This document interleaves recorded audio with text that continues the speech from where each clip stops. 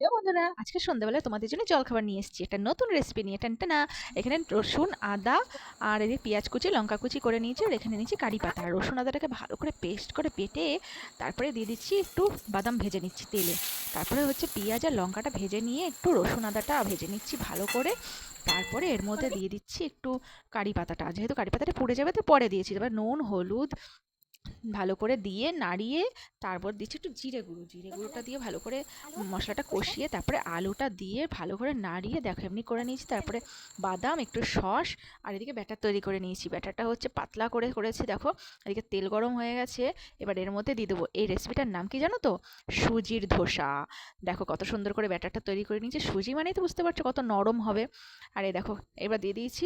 দেখো কতটা নরম হয়েছে। তো ভিডিওটা ভালো লাগলে লাইক করে দিও কিন্তু, আর আমাকে ফলো করবে প্লিজ। ফলো করো, ইউটিউবে সাবস্ক্রাইব করো। আর আজকের মতন টাটা। ভালো লাগলে জানিও কমেন্ট